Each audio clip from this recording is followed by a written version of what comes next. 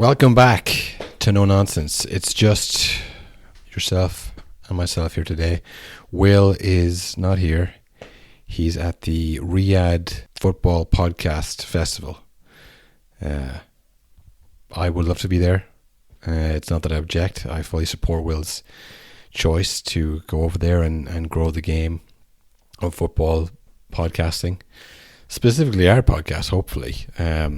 But yeah, I couldn't make it. I had other things going on. I couldn't go. So Will's over there representing the podcast, representing No Nonsense, trying to grow the game of football podcasting.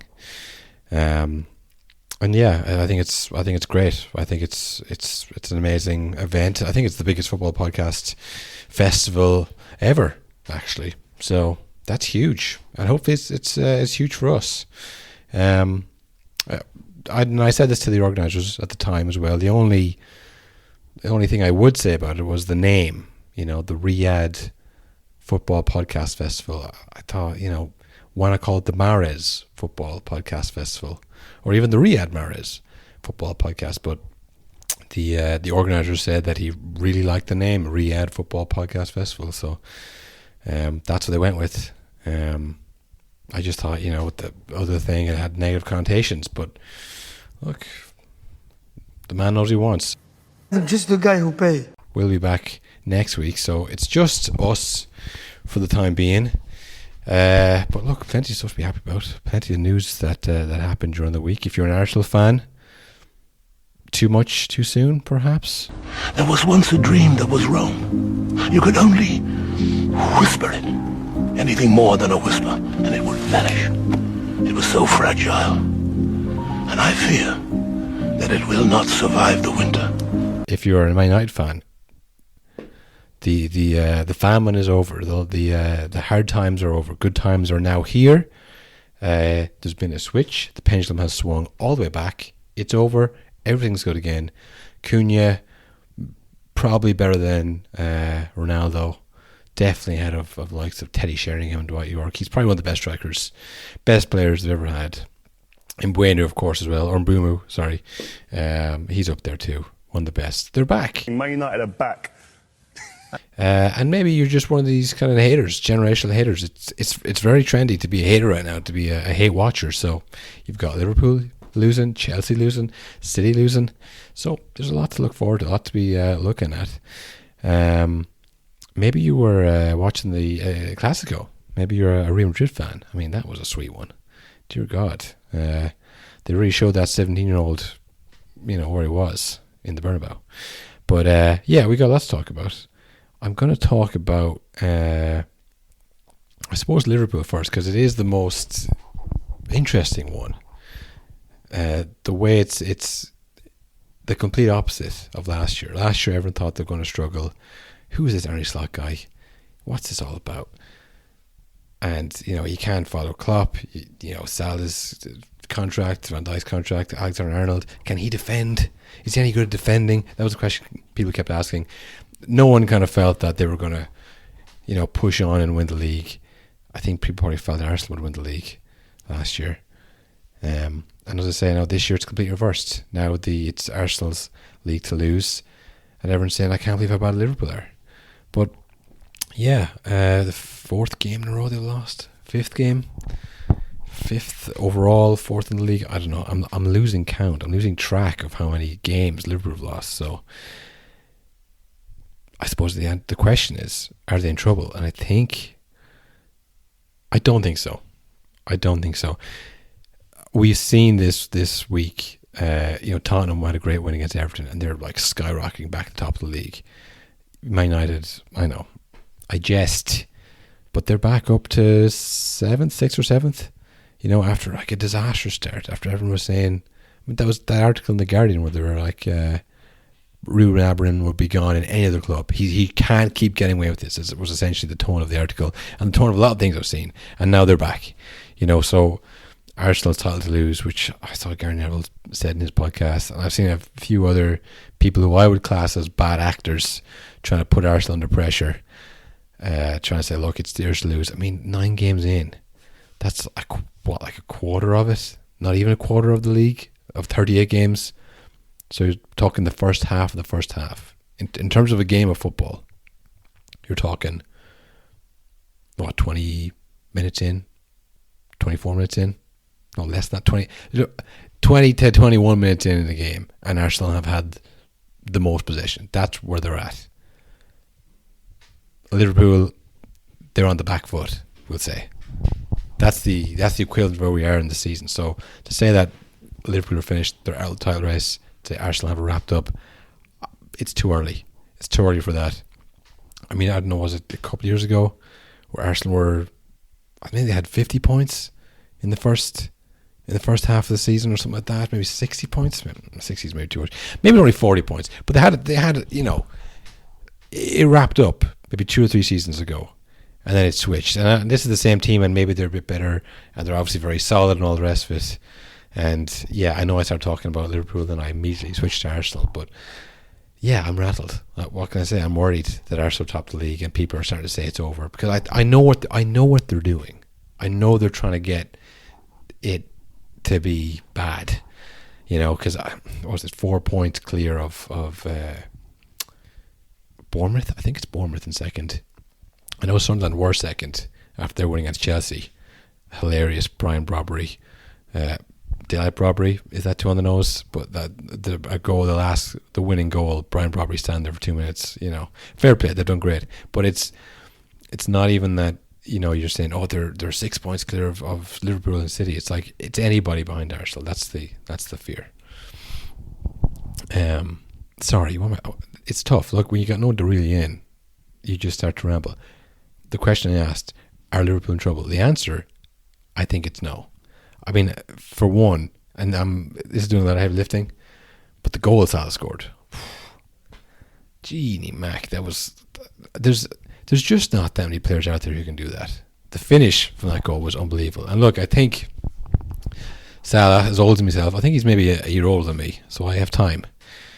Maybe this is my last good season.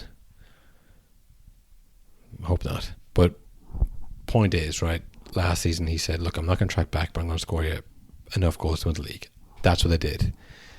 This season, they've kind of, I mean, the Wirtz Salah thing, that seems to be the big issue. Can they play in the same team? Probably not. Not if Salah's not going to track back, because then Wirtz has to track back. He's an old school number 10. I mean, old school, I mean like a 2010s era number 10, where he plays in the pockets, he scores goals, he gets assists. His output at the top of the field means that don't worry about defending, right? He does enough going forward. But you can't have two people in there who say don't worry about defending, because someone has to defend, especially if you got Conor Bradley or Frimpong behind him. It's just not going to work. So you can only have one of them, But yeah, my point being that Salah, 33, he's a bit older, but there's still a lot to give. And it's kind of remind me of when Ronaldo came back to United at that time. That was the players they had, for better or for worse. And I think Liverpool in the same way. Look, you have Salah, you have to build a team around him. There's goodness in him, but like it's all or nothing. You either get it or you don't. He's not going to be someone who's going to track back and work for the team. Unfortunately, it's like he will score you goals. You can make him track back, but he's going to break down. He might get you 10, 11 goals. I don't think he wants to do it either, so he mightn't even. And then if he breaks down, then you bring in Frimpong, and maybe that's the best thing to do. But like, I think it's either you play him and you say, look, we're going to build a team around Salah. Wirtz, you're going to have to do a lot more tracking back this season. But I mean, he's not that kind of player either. I think they're a step ahead themselves. Maybe they were bringing, if they had brought in Wirtz before Salah's on the contract, I would have given them some kind of like, look, they were just covering their arse. But Salah signs a huge contract. He's back next year. You got to say we're building a team around him. And if you're bringing in Wirtz or someone like that, it's just not going to work. And look, if they don't sign Wirtz last year, he probably goes to Bayern Munich, especially after Musiala got injured. That was the obvious replacement. Now you have them both there. You got the player who's got something to give, a season or two left, and then you got Wirtz, who's kind of his replacement. But not only that is he his replacement, he's going to change the team fundamentally in how they play. So yeah, they have to figure it out, and that's not even getting into the Isaac stuff. I mean, look, whatever. I think that was mad. I don't think they needed Isak and Ekitike because they're both really good. They're both starters. They're both starting number 9s, and he didn't want to play with 2 up front. So it's just there's some kind of disconnect there between the recruitment, the management, the tactics, what they wanted to do. But it's not that it's not that the players aren't good enough. It'd be worse if they just had 11 players there who weren't good enough for the league, and they were going to get they weren't going to go anywhere with these players. There's something to figure out there for sure, but there is a way around it. There is something that you can do. And I mean, this time last year, I think it was PSG were getting hammered in the Champions League. And I think maybe on this podcast, me and Will were saying, where do they go from here? It's over. They're not going to do anything. Or maybe that was after the Dortmund semi-final loss. I don't know. I think they'd sold Mbappe and nothing was going right. They lost, the main man, Ugarte. But yeah, by the end of the year, they had figured it out. They don't play with number 9. I think they played Doué up front, Barcola, Dembélé. None of them are proper number 9. So again, a Leicester manager looked at it and said, I don't have number 9. What can I do? But I think there's good enough players there at Liverpool that they can figure this out. I don't think it's over.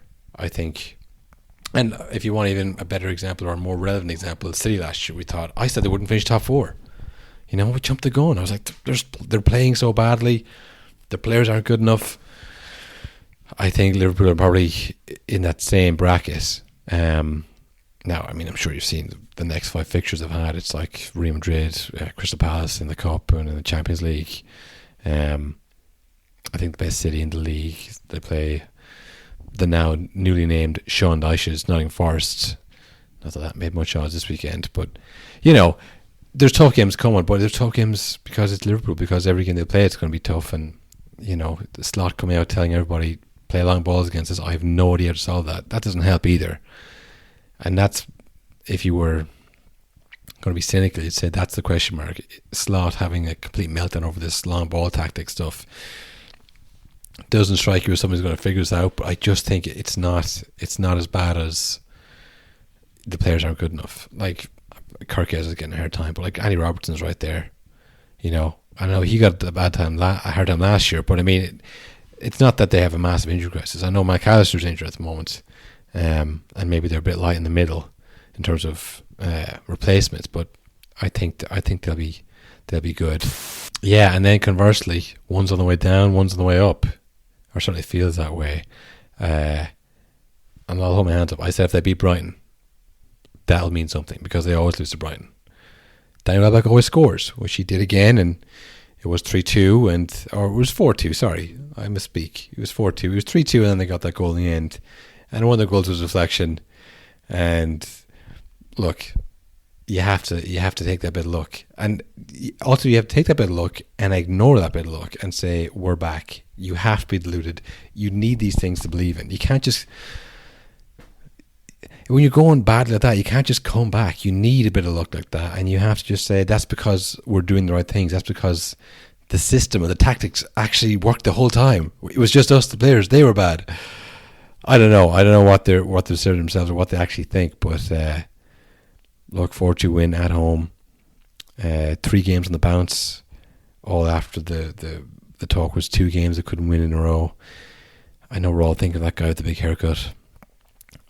I mean, for him, for example, I saw a Brighton reaction guy who's obviously gone super viral now before the game, because he was saying this is going to be easy. We're going to hammer Man United. We always do. We're going to beat them. We're going to stop this train in its tracks. And obviously they didn't. And now this guy's face everywhere.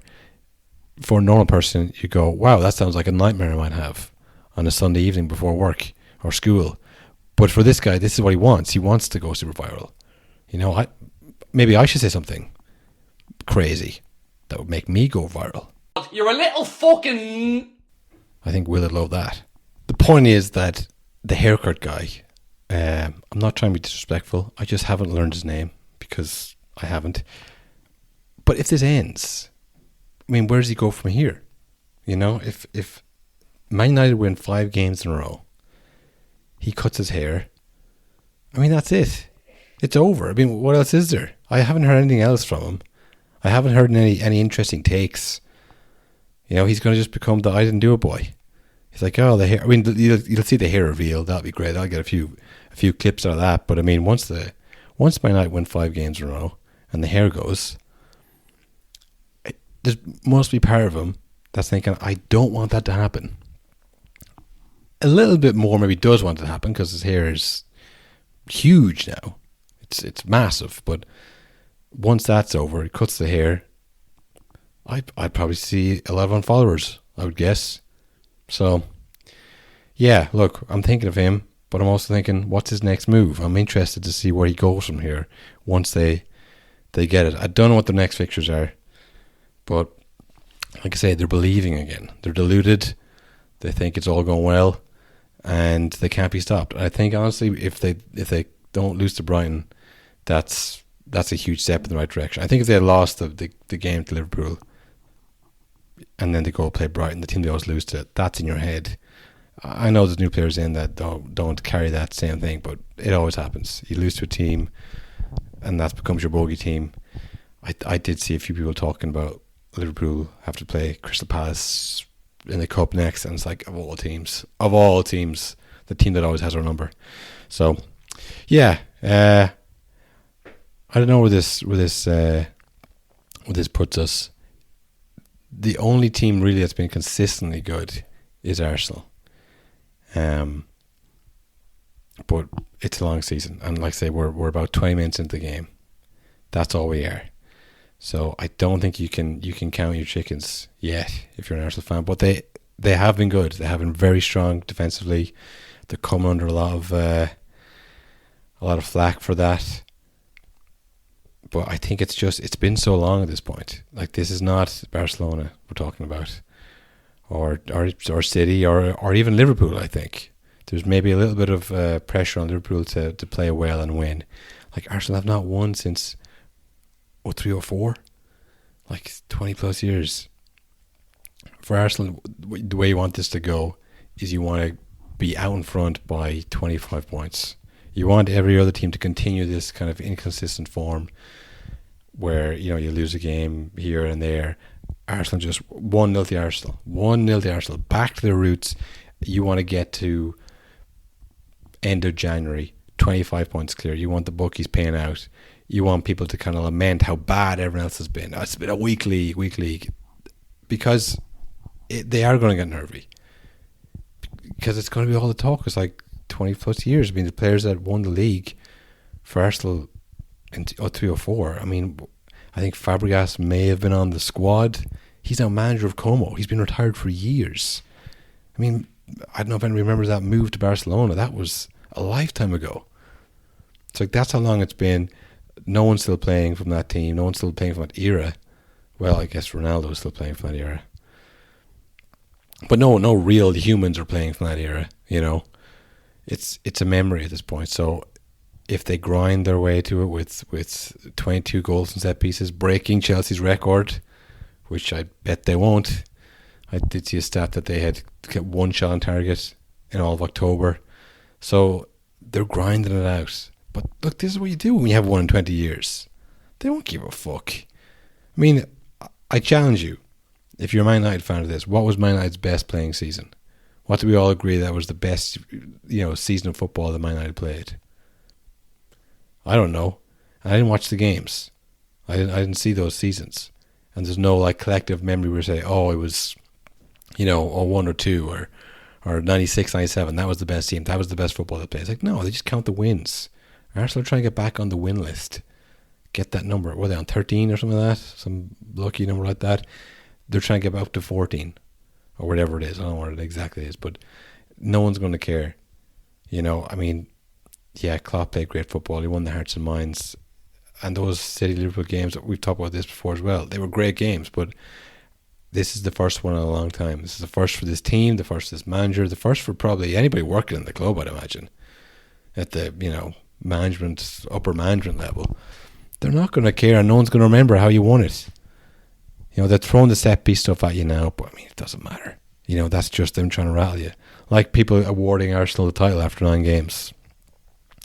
They don't believe that, first of all. they're just trying to rattle them. So, yeah, for Arsenal, they need to put as much points in between the other teams while they're floundering, while they're not being consistent themselves. And then when it gets to, them sorting out, because I do think City will figure it out. They'll get a run like they did last year.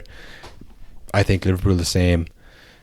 Man United, they are starting to figure it out. I don't know if they're going to go on a run. I think there's just too many flaws in that team still. But I think with Arsenal, it's the jitters. You're going to get the jitters. And if Man United are coming close, and everybody talking about it, and rightly so, because it's Man United, it's a huge team, everyone's going to want to hear about it. If they're like within 3 points, a game in hand, they go top of the league. Whether they're still there by May, it doesn't matter. That's what it's going to take for Arsenal.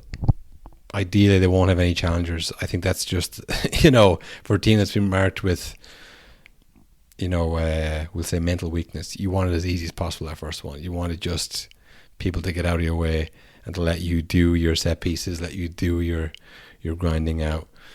And I don't know if it's going to happen, but I think for Arsenal, that's what you want. So, yeah, it's again, I keep saying it, we're 20 minutes into the game. Think of it that way.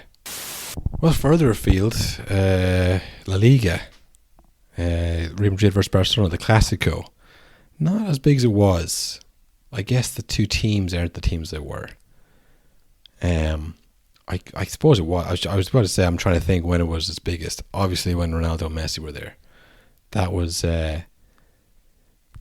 I think now we're in the time of just enjoy them both. Like that famous Rio Ferdinand meme, just enjoy them both, man. Because they're going to be gone someday. They are gone someday. That day is today. And now we're left with Lamine Yamal and I guess Mbappe, which is still pretty good, but different eras, different generations. But yeah, I watched some of this game. I watched the extended highlights. I watched all the controversy, of course, afterwards, and it was like a bit of a throwback to those prime Barcelona Real Madrid Clásicos. The biggest thing is Lamine Yamal. Now, I don't know how chronically online you are, but I certainly am. There's loads of these memes going around of Lamine Yamal. He's supposedly out of control. He's too cocky. He's crazy. And then all these posts of people being like, if I was the third choice keeper for anyone, this is, and then it's like Project X clips spliced in. He's unbelievable. I mean, I think I'm not sure, was it a fail comp or was it just all his touches in the game? He was being converged on. Lamine Yamal was being converged on by 2, 3, sometimes 4 players at once. Everyone got the ball. But whatever at the times he skipped by players or played really good balls to people, just the sheer amount of times he was on the ball. I mean, everything seemed to go through him. Like Rashford was on the other side. I think Rafinha was injured. The team itself, I think it was Ferran Torres up front, which obviously they must be missing Lewandowski. I think there's Ferran Lopez, Pedri, and Frankie de Jong in the middle, which is solid, but it's not, in terms of co-stars, if you're thinking of Messi when he was 17, the players he had around him, Eto'o, Henry, Ronaldinho at the start, Xavi, Iniesta, Busquets. I mean, now look, maybe these players will go on to be players at that level. I don't think they will, but it's all down on Yamal. But sorry, I'm going around the circles here. What I'm trying to say is that before the game, apparently he gets asked questions, he answers them. There was something about some live stream he did with Piqué where he kind of insinuated that Real Madrid were robbers and they cheated and stole and were kind of bastards, which, I mean, if you saw them after the game celebrating, they didn't seem like good guys. They weren't humble, You're either always in a state of being humble or about to be humbled. You either say, look, things are good, I'm doing my best, or you're not, and someone's about to come along and take it down a peg or two. And yeah, I guess Yamal is now in the he's being humbled. I guess there's a third section of you're being humbled, but you're either humble or about to be humbled. He's being humbled, which is the third section. I think Real Madrid are now in the section where they're about to be humbled. Essentially, they they were going for him. They were stopping playing him. I think he's come back from a groin injury. I think that's why he wasn't playing against Newcastle. That's why Rashford was playing that time. So he's this 17-year-old kid who talks too much. I think he also said something like, Real Madrid kid talked to me when they beat me, because I beat them 4 times last year. The guy's won the Euros. He came second the Ballon d'Or. He's 17 years of age. Yeah, he's a bit cocky. But I mean, it would be weird if he wasn't. You know, Messi, we've all seen the videos of Messi. There's something there. There's a spectrum that he's on. There's something happening there. Because before it was like, maybe it was social media or whatever. But I mean, his idol was Ronaldinho. The guy never said a word. He never seemed to say anything out of place. He never ever seemed to rile up these Real Madrid guys. He used to just go out there and fucking take names, you know, take souls from people, and then just walk off the pitch staring at. That's probably the most action I've ever seen Messi give was when he was walking off the pitch that time, looking up the 5-0. That was the only time he ever gave somebody any kind of shit back I can think of. That's a Barcelona player. But yeah, Yamal's asked these things again. Messi was never streaming when he was 17. Maybe that wouldn't have helped. He might have said something there, but yeah. So Barcelona lose 2-1. I think Mbappe had the ball in net 3 times, but only one of them counted. He then got a penalty. He missed the penalty as well. But yeah, he's cooking. He's cooking over there. From the clips I saw, Vinicius was just like tracking back, putting in tackles, winning the ball back, dispossessing Yamal. That was his main job. And Mbappe is now the star. So I guess they figured that out. I thought personally it's going to be either Mbappe or Vinicius, and no one wants that. Neither of them want that. But maybe Vinicius' star has fallen a bit. I'm not sure where he finished in the Ballon d'Or last year. Obviously didn't win the Champions League last year, so that wouldn't have helped his chances. It's kind of all about international tournament or Champions League, and he won neither. So yeah, he seems to be happy enough to just be on that side. Although I think I did hear something about him storming off. Again, I didn't see the game until the highlights. But yeah, Yamal was being targeted, and then after the game, he goes to shake hands with his country captain, Danny Carvajal, who came on as a sub. Side note, I don't think Alexander-Arnold got to play at all. So, you know, I'll discuss the right back power rankings with Will when he's back, but something to think about. So yeah, Yamal to come off the pitch. Danny Carvajal is giving this one. He's giving the you talk too much. He's lifting his finger or his hand up in a mouthy action, saying you talk too much. You talk too much. Yamal kind of goes, all right, man, cheers for that. You know, thanks, captain, and then walks off. And then there's kind of a few things, you know, said back to each other, you know, back over the shoulder, and then a few more things. They're both kind of walking away, and then I think Camavinga comes in. Don't know why he was doing anything. He comes in and he's like, all right, get the fuck out, you know. And Yamal's like, don't touch me. Don't touch me, okay? Don't let me remind you of the Euros where I owned you and your entire team of superstars, supposed superstars. You don't get to touch me, you know. I don't know. We don't know each other like that, okay? You don't get to touch me. He gets agitated. Then of course all the Barcelona players who are, you know, they're looking at him like he's Messi. He's like, that's our Messi. We can't have them like targeting him all game, us being shit. And now after the game they're putting hands on him. Don't think so. So they run in. Meanwhile, Courtois is already also running in. I guess he wants a piece. And it's into some pushing and shoving. A lot of mouthing. Yamal at this point is like, right, I'm out of here. I'll let my minions do my dirty work for me. You guys take this. Rafinha comes running in at one stage. He's not tall, but he's fucking, you know, he's part of it. Rudiger obviously is also in there. And I should say this all started with a red card to Pedri. He came in flying in, and Andre Lunin was on the bench, and he started giving it large to the fucking Barcelona bench. At this point, all the other Real Madrid alpha dogs, Bellingham, who scored one of the most obnoxious goals I've seen in a long, long time. Probably the most obnoxious goal I've seen since the Balotelli shoulder bump. This Bellingham goal, I'd take a few minutes to look up the highlights. He kind of just, he's in the right place, right time. He scores it and then kind of walks off like an obnoxious ass. It's incredible kind of shithousery. These are the guys who, you know, like I say, humble or about to be humbled. Or you are humbled. 3 areas. You are humbled, about to be humbled, or you're humble, you know.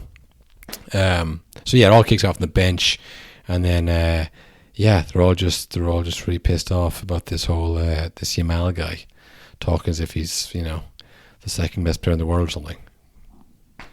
But yeah, great entertainment. Well, my overall point is I'm not complaining. This is great, okay? Because maybe they're not the teams they were, but I feel like Yamal has maybe single-handedly brought back the Classico.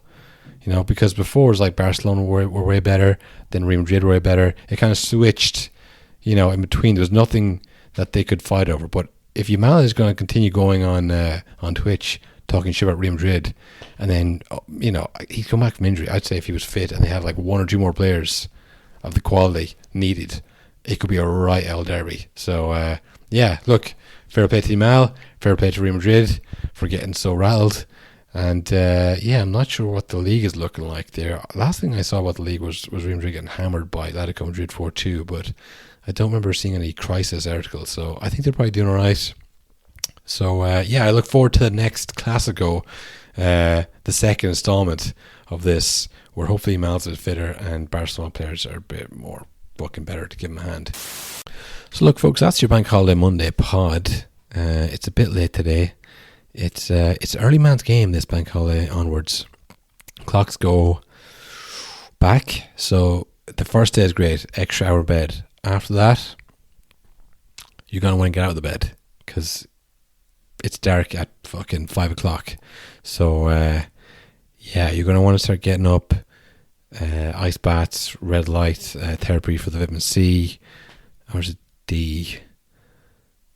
Sauna, anyways. You want to get the sauna in. I'm going to be on the saunas. The winter arc starts here.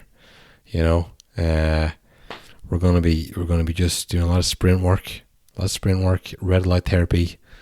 I got one of those guns for the vitamin C and or D.